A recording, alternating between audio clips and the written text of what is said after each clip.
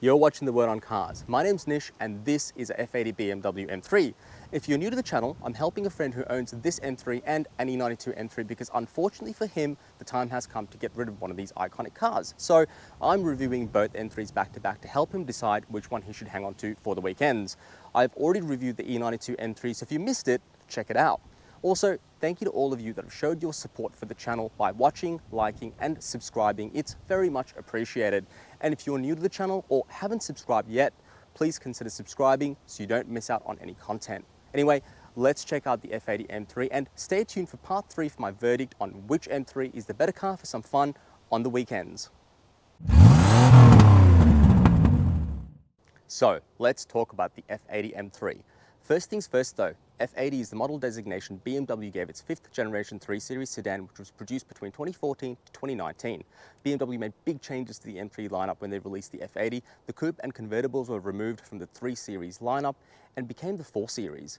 This meant that the M3 was only available in a sedan. If you wanted a coupe or a convertible, then you got an M4. It boggles my mind why BMW introduced the 4 Series for the coupe and convertible, especially considering how special the M3 nameplate is, but it is what it is. The F80 M3 gets a 3-litre straight 6 with twin turbos that cranks out 317 kilowatts of power and 550 newton meters of torque. The M3 was also available in either a 6-speed manual that hits 100 kilometers per hour in 4.3 seconds, while the 7-speed dual clutch transmission does the sprint in 4.1 seconds, according to BMW, which is quick. The F80 M3 was refreshed twice and offered in a few variants throughout its production run. The first refresh, or LCI, which stands for Life Cycle Impulse, happened in 2016 and gave the M3 a spruced up interior, a new iDrive infotainment system and LED tail lamps. BMW also dropped the competition package at the same time, which this M3 has, which cranked up performance with 331 kilowatts of power and the same 550 newton meters of torque. That's 0 to 100 in 4.2 seconds with the manual, or 4 seconds flat with the auto, says BMW. That's properly impressive. There's also a tweaked exhaust, springs and electronically controlled dampers, new front and rear anti-roll bars and recalibration of the M differential. We'll cover exterior and interior changes a little later. There was also the 30 Jahre edition in 2016, Jahre, which is German for years, which was basically an M3 with the competition package and unique interior and exterior colors to commemorate 30 years of M3s. In 2018, BMW rolled out the second refresh, or LCI2, which gave the M3 an updated front fascia that you'll struggle to notice. BMW also dropped the Pure Edition just for us Aussies, which was a cheaper, stripped-back version of the M3 with the competition package and LED headlights as standard, but lost the premium stereo system, adaptive LED headlights, heated front seats, and merino leather interior for an anthracite half-leather interior in the name of performance. Then there was the top dog of the M3 lineup, the CS, or Competition Sport, which got another power bump, 7 kilowatts and 50 newton meters, changes to suspension, stickier Michelin Cup 2 tires on staggered wheels, a lighter carbon bonnet, and lightweight Alcantara interior. These changes get the CS to 100 clicks in 3.9 seconds with the dual clutch automatic. Unfortunately though, the CS didn't get a manual gearbox and production was limited to 1,200 units globally. Price-wise, you can pick up an M3 for between 55,000 Australian dollars these days, depending on options, and north of 150 grand for a CS if you want a piece of those 1,200 units. Styling-wise, the F80 M3 gets an aggressive front end, a step up from the subtle E92 M3, but not as bold and in your face as the G80, which is the 6th and latest generation of M3.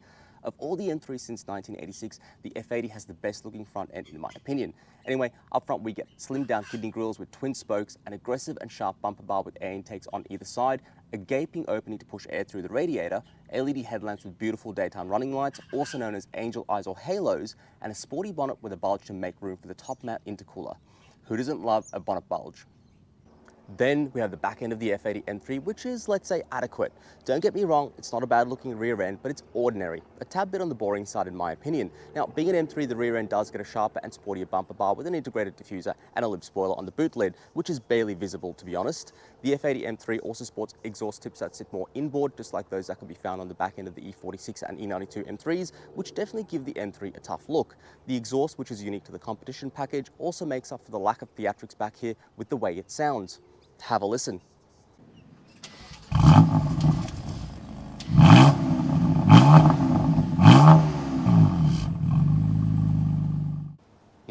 Don't you love the sound of a BMW straight 6? Anyway, cargo space-wise back here, popping the boot reveals 480 litres, which is ample space for a couple of large suitcases. And when you compare it to the Kia Stinger I reviewed recently, the M3 is 159mm shorter and only 7mm wider, yet has 74 litres of extra space, which is impressive. You can also drop the rear seats by pulling the latches in the cargo area. The seats are a 60-40 split, and doing so gives you even more space back here. There's also a little more space under the floor for smaller items, a netted storage area with a 12-volt power outlet, bag hangers on either side, cargo tie-downs, an elastic strap, more storage for the owner's manual, as well as a hidden compartment for tools, and a cargo net that attaches to the floor to keep things in place. Moving over to the side of the F80 M3, it's definitely more muscular than a 3 Series, which the M3 is based on, thanks to wider front and rear fenders. In fact, the rear fenders on the M3 are even wider than the rear fenders on the M4 Coupe and convertible, so wide that this one has its fenders vinyl wrapped to prevent stone chips. The M3 gets fender vents with integrated turn signals that, just like the E92 M3, integrate into the belt line which runs into the rear tail lamp bezels. There's also sportier side skirts which aren't over the top, M3 specific mirrors that look fantastic, and these 20-inch 666M wheels that were an option. The base M3 got the 437M wheels, while the CS got the 763M wheels. In terms of braking, the M3 gets 4-piston calipers up front and 2-piston calipers in the back with cross-drilled and vented rotors on all 4 corners. BMW also offered carbon ceramic brakes as an option, but I bet those are few and far between. Then there's the black exterior trimming and carbon fiber reinforced plastic roof that's included in the competition package, which you miss out on if you opt for the sunroof like this M3 has, and reduces the weight of the M3 while lowering the center of gravity for improved handling. Now, getting to the M3 is easy. Walk up with the key, grab the handle which unlocks the doors, and away you go. The key fob is fairly ordinary, no M3 badges here. It has a button to unlock the M3, the BMW logo to lock it, a button to pop the boot, and you can use the lock and unlock buttons to open and close the windows and fold the mirrors. There's also a physical key in here for emergencies. Opening the doors to the M3, there's brushed aluminium scuff guards for all doors, although only the front say M3 and the back scuff guards are so small I'm not sure it's guarding anything, but hey, they're there. There's also ample space to get in and out of the M3 through both the front and rear doors. Time to get in and check out the interior. First impressions. The interior is leather and carbon clad with stitching as far as your eyes can see. Every surface in here, every button and dial is at the level of quality you expect from BMW, and design wise it's not just attractive but ergonomically everything is in the right place. Then we have the seating in here. The competition package brings merino leather sport seats with cutouts in the backrest so the rear passengers can annoy you while you drive. The seats are comfortable though, they keep you in place well, and electrically adjustable with memory settings for the driver. You even get snazzy seatbelts with tricolour M stitching. Space-wise, there's plenty of headroom, and the sports seats have adjustable bolsters, although they might be a tight squeeze for larger humans even at their widest. Now, starting at the top of the dashboard, there's the iDrive infotainment system, which has a very similar interface to the later E92 M3s. No touchscreen here either, although BMW added this in for the second refresh, so you get the iDrive controller and quick access buttons around it, which works fine to be honest. It's easy enough to use. You get a CD, DVD player, Bluetooth audio, digital radio, access to phone, navigation, and access to a whole raft of settings and information through the 10.2-inch screen. There's also a bunch of media buttons below the screen, which includes a volume dial, radio presets, and a slot for the CD, DVD player. And in terms of speakers, you get a Harman Kardon system with plenty of speakers in here to rattle your brain. Moving down the center console, there's the dual zone climate control, which includes heated seats for the front passengers, 3 levels to warm your bottom, and the stratification wheel, which lets you switch between heating and cooling for the front vents, regardless of what the climate control's set to, which doesn't necessarily make sense to me, but if you have a BMW, let me know what you think about this feature. Then there's the same gear lever from the E92 M3 for the automatic. Left and up for reverse, left for neutral, right for drive, and right again for sport. For park, leave it in drive and turn the M3 off. I must admit I really like this shifter. Oddly, it feels like a manual even though you know it isn't. I'm a fan. On the transmission, there's buttons to adjust the speed and aggression of the shifts, aka drive logic, with 3 settings. There's also an array of buttons next to the shifter. There's a traction control button that you can use to turn on the M dynamic mode, which lets a back end slip more before traction control kicks in to save the day, or turn traction control off completely. There's a button to control the engine responsiveness from efficient sport to sport plus, a button for the electronic dampers, 3 settings, comfort, sport, and sport plus, and a button for Servotronic to adjust steering feel, again, comfort, sport, and sport plus. You can also set up 2 individual M modes through iDrive, M1 and M2, which are activated through buttons on the steering wheel. Each mode can be set to your liking with individual settings for traction control, engine responsiveness, dampers, steering, and drive logic for the gearbox. You can also choose between a standard view or M view for the heads-up display. More on that one later. Back to the center console, there's a button for the intersection camera, which is a clever feature. Turning it on at an intersection or parking lot when you can't see around a corner shows you what's oncoming. This is another one of those features that all manufacturers need to include in the name of safety. There's also a button for the parking view, which includes a semi-bird's eye and parking sensor views. It doesn't include a front view, which is just silly. Sticking the M3 into reverse does get you a rear-facing camera view with grid lines and object detection. You can also switch to the parking view in reverse for that semi-bird's eye view. That brings us to the instrument cluster, which retains old school gauges which look sporty. You get plenty of information through a helper screen at the bottom, which has trip information in the middle and performance settings on the right, as well as a variable red line which changes as the M3 gets up to operating temperature. The instrument cluster is complemented by a fairly comprehensive heads-up display that shows you pretty much everything you need to see. On top of the basics, in standard view, you can scroll through recent contacts, radio stations, and music using the buttons and scroll wheel on the steering wheel. Then there's the M view, which I mentioned earlier, which can be programmed into the individual M modes, which completely changes the feel of the M3. You get a massive tack with speed to let you know that you've just switched modes from family man or woman into boy or girl racer. All of the phone and media information is still available, but shows up in the instrument cluster when you're in the M view. The steering wheel in the M3 is wrapped in leather and tricolor M stitching. Thick rim, so comfortable for my hands. You get buttons on either side, cruise control and M modes on the left, while audio and phone controls are on the right. Driver assistance wise, the M3 doesn't really get much. There's passive lane keeping. It won't pull you back in, but will warn you when you're getting too close to a lane marking, emergency braking and blind spot monitoring, which is integrated into the mirrors with a warning triangle that lights up. All of which are activated through buttons next to the steering wheel on the right hand side.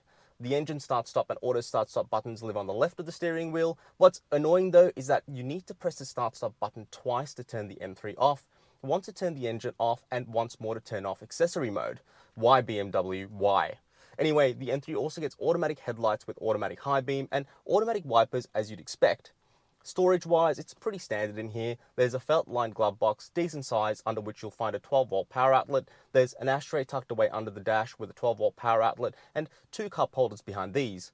There's a little storage under the center armrest. There's a car phone holder, USB-A port, and audio input in here as well. That aside, there's bins with bottle holders in the front doors for added space. That covers the front. Time to jump into the back seat. Now, design and materials back here are the same as what you find up front. There's leather and stitching everywhere. It really is a nice place to be. The seats themselves are comfortable. The driver's seat is set to my driving position. I'm 5'9", there's plenty of space for my knees and head back here. Being a 3 Series, even though there are 3 seats back here, it'll be a tight squeeze for 3 adult passengers. The large drive shaft hump does also rob floor space from the middle passenger. The seats have ISOFIX points for the outboard seats and top to the mounts for all 3 seats to attach a baby seat. There's also sunshades in the doors, including smaller shades for the rear quarter windows and an electric roller blind for the rear window. BMW did skimp out on cup holders and an armrest back here, but you get door bins for both rear doors, vents for heating and cooling with a temperature adjuster, 12-volt power outlet and grab handles for the rear doors, just like the front. That's pretty much all there is to see back here, so time to get behind the wheel of the M3 and see how she drives. So, driving the F80 M3. Now, I gotta admit, I'm really surprised by how refined this M3 is. I mean, you gotta hand it to the Germans. They know how to make a sports sedan, and this thing is fantastic, truly fantastic. The thing about this S55 engine is that it just dawdles around when you've got everything turned off. It is really boring, to be honest with you. You wouldn't even know that your right foot was connected to anything that was going to scare the bejesus out of you. But then, stick it into M mode, drop down a couple of gears and whoa, that happens. This thing is properly fast. I mean, did I say properly fast? I meant properly fast. It is unbelievably quick. Now, the good thing about this engine though is that you don't really need to wring it out to exploit the power. You can use it every day. As a daily driver, this car really shines because, as I said, stick everything into comfort and just cruise around town and there are no issues. But then you might want to have a bit of fun. So stick it in M, drop a couple of gears down, put your foot flat, and you can really enjoy the power, which kicks in really low down in this car. As I said, you don't need to wring it out like you need to with other performance cars. And I think that's really the selling point of the M3, especially this F80 M3, is that it is such a fun car to be driven on a daily basis. Then we have the 7-speed dual clutch transmission in this car, which is also brilliant. It really operates like a manual. It's got the hallmarks of a manual, much like the E92. It rolls back when you're on a hill. It doesn't really lurch forward. The gear changes do feel a bit clunky. If you don't take off smooth, sometimes it jerks a little bit. I think BMW's done that purposely to give you that sensation of driving a manual, even though this is an automatic. And I really love the way the shift falls into place. Again, it really adds to that feel of driving a manual car. If it were up to me, I would definitely get an M3 with the DCT. I certainly don't think you're missing out on anything by not having the manual. And again, if you want to daily this car, as I said, be stuck in stop-start traffic, you really don't want to have the hassle of a manual gearbox and having to ride the clutch. This is definitely the way to go if you ask me. Now, the F80 M3 gets adaptive dampers, or as BMW likes to call it, electronic damping control, with 3 levels of damping. You have Comfort, Sport, and Sport Plus. In Comfort, this thing is superbly comfortable. It irons out the bumps, undulations, potholes on the road. It just drives like an ordinary car. Stick it into Sport Plus though, and it is stiff.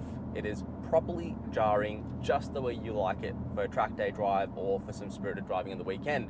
I find though that Sport is the sweet spot for this car. In Sport, it's not too soft, it's not too uncomfortable and stiff, but it handles really well. Now in Sport and Sport Plus, pushing this thing around corners, it grips. It goes around corners like no one's business. And it's unbelievable, given this is a rear-wheel drive car, how well it handles corners. Now this does also have BMW's M Dynamic mode, which is linked to traction control. It lets the rear end slip a little bit more before traction control intervenes to save the day. And you do definitely feel it when you're pushing this thing around a corner. The rear end does slip out a little bit before traction control grabs you back and shoots you forward. It's a brilliant system and works perfectly. Then we have the steering in the F80 M3, which works great. I mean, there's really only very little vagueness, to be honest with you. And when you can do this,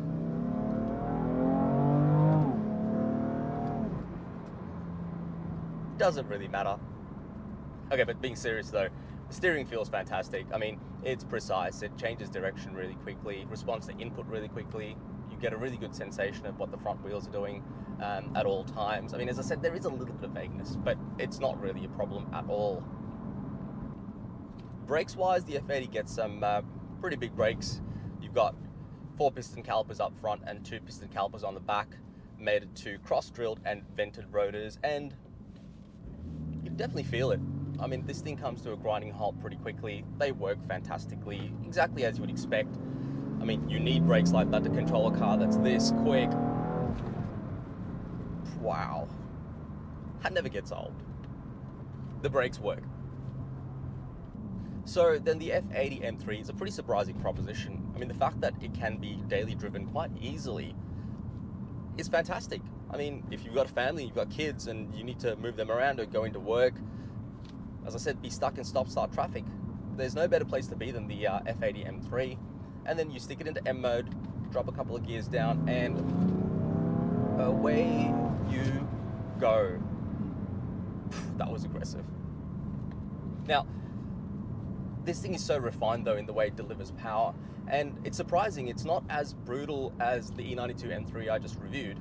This thing is James Bond in a tuxedo. It performs so well, yet it's unassuming. You really wouldn't expect it to deliver performance like this. Now I think the fact that you can really exploit this engine on a day-to-day basis is the selling point for this car. You can dawdle around, like I said, with everything turned down, but stick it into M mode and you've got the performance at tap. And power kicks in so low that you can really enjoy it. Even if it's just getting up to the speed limit, it's fun. This car makes it really, really fun. From a consumption perspective, this thing does 8.8 litres per 100 kilometres. So does the 30 Java edition and the Pure edition that we got down here in Australia. Surprisingly, the base M3 and the CS both do 8.3 litres per 100 kilometres. Riddle me that, given the CS is the most performance-oriented version of the M3, but that's what it does. Whether you'll actually hit those numbers, that's a question to be asked, to be honest with you. I certainly haven't, and if you really drive this thing the way it was meant to be, you're probably not going to either. So, overall, the F80 M3 is a fantastic car. It's the perfect daily driver because you can really enjoy this car every day without having to wait for the weekend to take it out for a spin. Now, you could buy one of these things and put it away for the weekend, but you're not really making the most of what the M3 has to offer. And considering price-wise, you can pick up one of these things for a touch over 55,000 Australian dollars these days. That's value for money considering how much performance you actually get out of the M3. Now, what I will say though is the M3 with the competition package would be the one to go for, because it does give you the added level of performance while retaining all the creature comforts in here. So if you're in the market for a performance sedan, then definitely check out the M3, because this thing is a proper performance sedan.